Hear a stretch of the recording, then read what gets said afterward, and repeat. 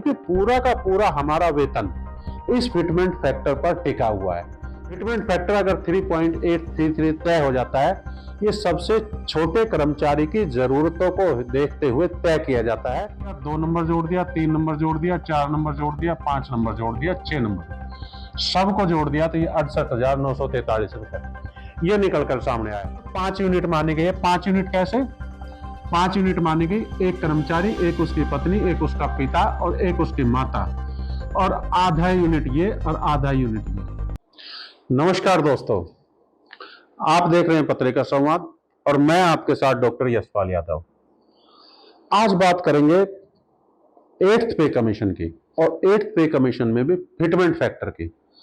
आपको यह समझाना चाहता हूं कि फिटमेंट फैक्टर कौन से फॉर्मूले पर काम करता है, इसके पीछे क्या गणित है, हमें यह समझ में आना चाहिए, क्योंकि पूरा का पूरा हमारा वेतन इस फिटमेंट फैक्टर पर टिका हुआ है। ये गणित किस तरह से काम करता है, ये निश्चित रूप से जब समझ में आ जाएगा तो पूरा वेतन आयोग हमारी समझ में आ जाएगा। फिर उसमें कोई बहुत सारी चीजें नहीं है। अभी जेसीएम ने क्या कहा है कि हमें फिटमेंट फैक्टर चाहिए, ये 3.833 ये फिटमेंट फैक्टर है। यानी कि फिटमेंट फैक्टर का मतलब है जितना पुराना हमारा वेतन है, बेसिक वेतन जो बेसिक पे है, उसको अगर 3.833 से मल्टीप्लाई कर दिया जाए तो हमारा नया बेसिक पे आ जाएगा, उतना हमें पैसा मिलेगा। यह है, और ये सबसे छोटे कर्मचारी के लिए होता है। उसी आधार पर फिर बड़े कर्मचारी भी उसी फॉर्मूले के हिसाब से तय होते हैं। फॉर्मूला सेम ही रहता है, कुछ नहीं बदलता। फिटमेंट फैक्टर अगर 3.833 तय हो जाता है, ये सबसे छोटे कर्मचारी की जरूरतों को देखते हुए तय किया जाता है। फिर सभी का इसी से ही मल्टीप्लाई किया जाता है, चाहे कोई कितना ही बड़ा कर्मचारी क्यों ना हो, सबका वेतन इसके अनुसार ही तय होता है। अब ये एक जादुई आंकड़ा सबसे पहले निकल कर आया है, जेसीएम ने दिया है। मैं ये नहीं कह रहा सरकार ने इसको मान लिया है, सरकार इसको मानेगी या नहीं मानेगी ये तो बाद का विषय है, लेकिन ये 3.833 आया कैसे और फिटमेंट फैक्टर होता क्या? देखो, जब 7th पे कमीशन लागू हुआ तो जेसीएम ने यह कहा था कि हमें फिटमेंट फैक्टर चाहिए 3.68, और ये एक्वायर्ड फार्मूले से निकाला गया था। अब भी डॉक्टर एक्वायर्ड फार्मूले से ही निकाला गया है।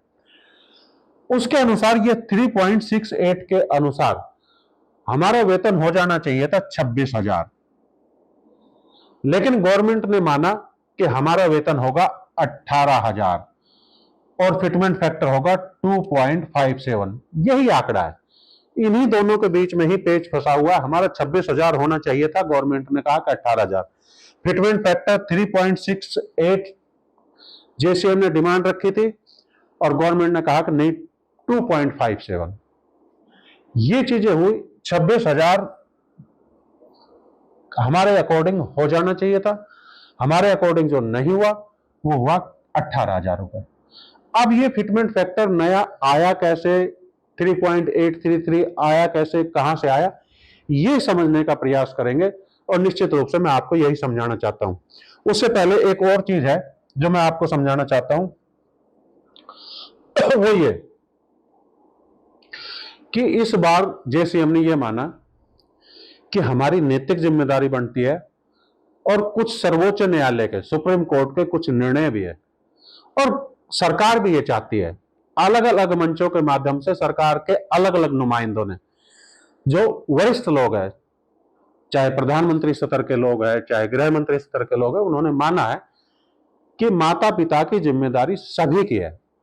चाहे कोई जॉब कर रहा हो, चाहे जॉब ना कर रहा हो, सबकी जिम्मेदारी है। तो जो लोग जॉब कर रहे हैं, जो सरकारी नौकरी कर रहे हैं, उन्होंने अपनी जिम्मेदारी को निभाते हुए ये कहा कि अब हम 5 यूनिट रहेंगे एक परिवार में। 5 यूनिट,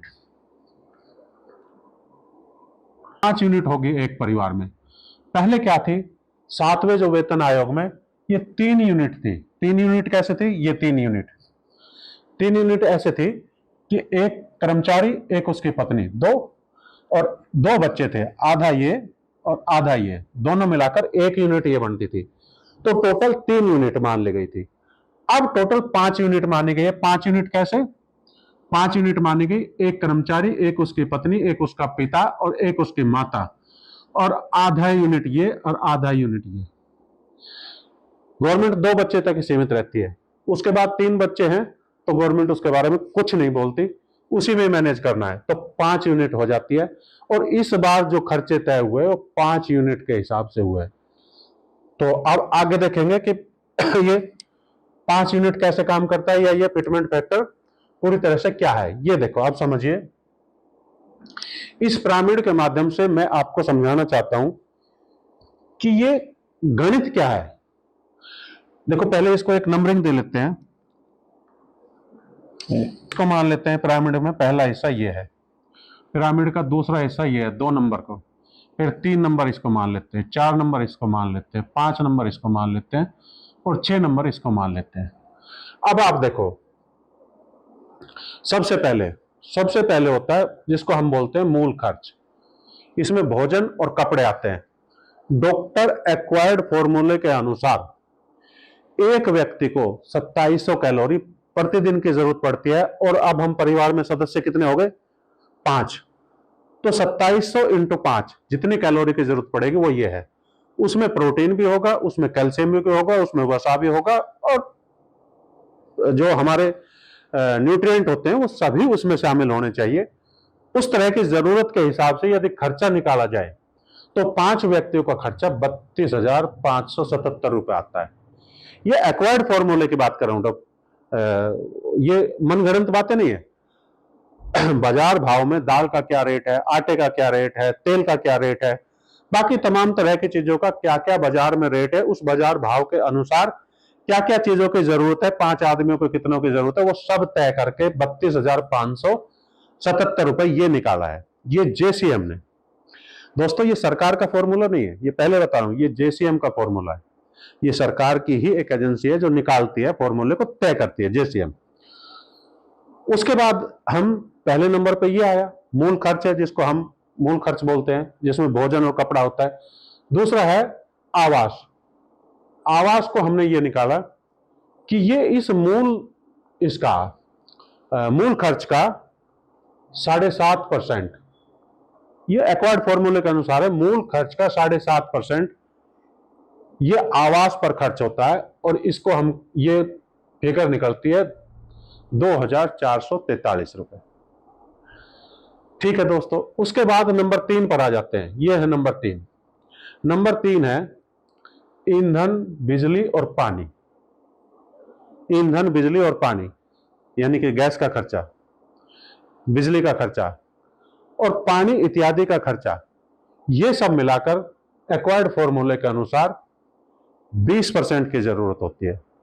तो 20% किसका 20%, ये फॉर्मूला समझने की जरूरत है।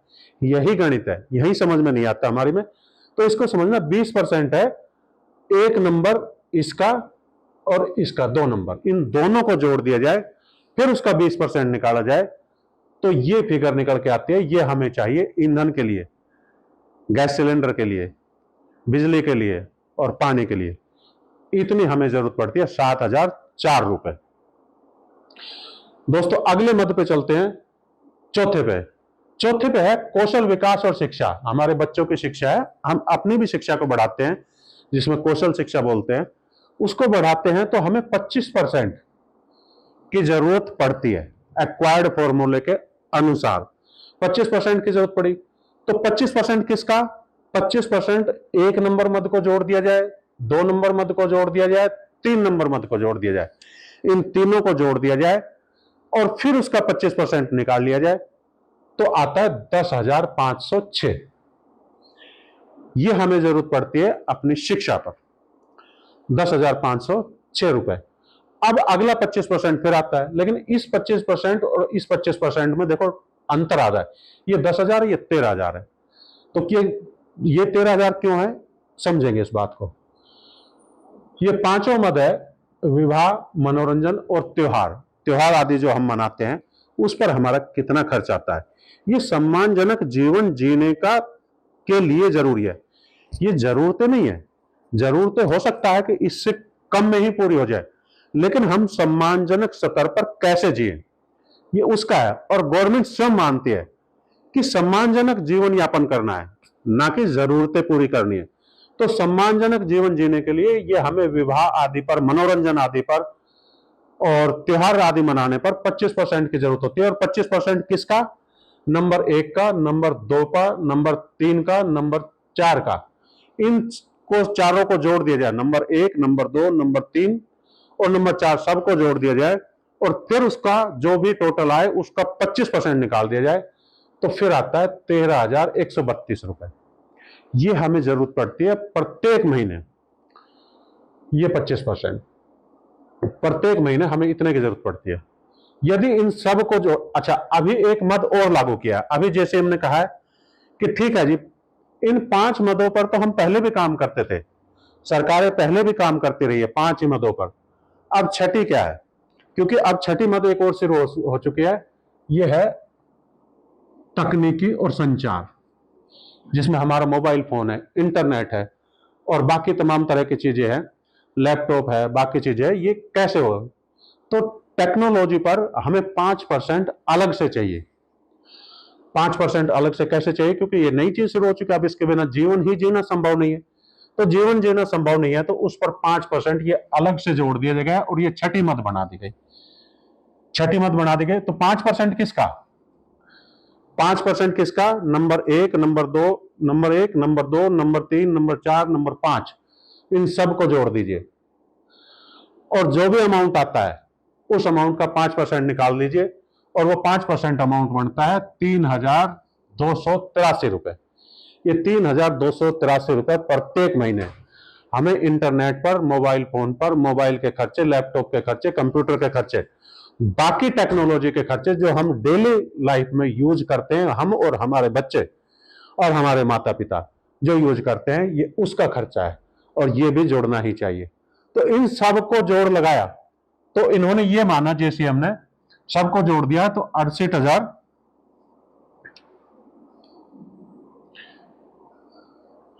आया। ये फिगर निकल के है 68,947। इसमें कौन कौन से शामिल है? 1 नंबर जोड़ दिया, 2 नंबर जोड़ दिया, 3 नंबर जोड़ दिया, 4 नंबर जोड़ दिया, 5 नंबर जोड़ दिया, 6 नंबर, सबको जोड़ दिया तो ये 68,943 रुपए ये निकलकर सामने आया। और उसका राउंड ऑफ कर दिया गया, क्योंकि सरकारें राउंड ऑफ करती है, ऐसा नहीं कि जो एग्जैक्ट फिगर निकल कर आए उसी को मान लेती है। तो 69,000। दोस्तों ये भी एक जादू याफ्ता है। सबसे छोटे कर्मचारी की जो तनख्वाह होगी, जो मूल वेतन होगा, जो बेसिक पे होगा, वो 69,000 होगा। ये जेसीएम के अनुसार है, ऐसी सिफारिश की गई है जेसीएम के द्वारा। लेकिन मूल मुद्दा यह है कि सरकार इस बात को मानती है या नहीं मानती है, ये सोचने की बात है, ये देखने की बात है।